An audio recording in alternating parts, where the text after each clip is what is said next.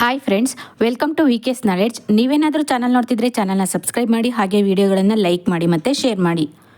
ಇವತ್ತಿನ ರಸಪ್ರಶ್ನೆಗಳು ಯಾವ್ಯಾವು ಅಂತ ನೋಡೋಣ.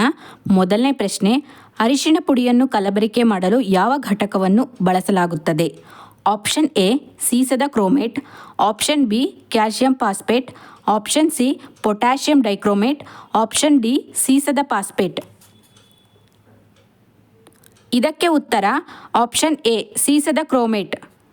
ಎರಡನೇ ಪ್ರಶ್ನೆ, DNA ಸಂಶ್ಲೇಷಣೆಯನ್ನು ಹೀಗೂ ಕರೆಯುತ್ತಾರೆ. ಆಪ್ಷನ್ ಎ ನಕಲು, ಆಪ್ಷನ್ ಬಿ ಪುನರಾವರ್ತನೆ, ಆಪ್ಷನ್ ಸಿ ಪ್ರತಿಲೇಖನ, ಆಪ್ಷನ್ ಡಿ ಅನುವಾದ.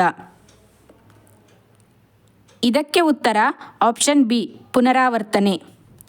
ಮೂರನೇ ಪ್ರಶ್ನೆ, ಈ ಕೆಳಗಿನವುಗಳಲ್ಲಿ ಯಾವ ಮೂಲಧಾತು ನಮ್ಮ ಬ್ರಹ್ಮಾಂಡದಲ್ಲಿ ಅತ್ಯಂತ ಹೇರಳವಾಗಿ ದೊರೆಯುತ್ತದೆ? Option A hydrogen, option B ಸಾರಜನಕ, option C helium, option D ಆಮ್ಲಜನಕ. ಇದಕ್ಕೆ ಉತ್ತರ option A hydrogen.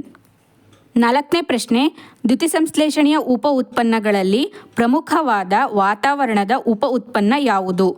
Option A ಸಾರಜನಕ, ಆಪ್ಷನ್ ಬಿ ನೀರು, ಆಪ್ಷನ್ ಸಿ ಇಂಗಾಲದ ಡೈಆಕ್ಸೈಡ್, ಆಪ್ಷನ್ ಡಿ ಆಮ್ಲಜನಕ.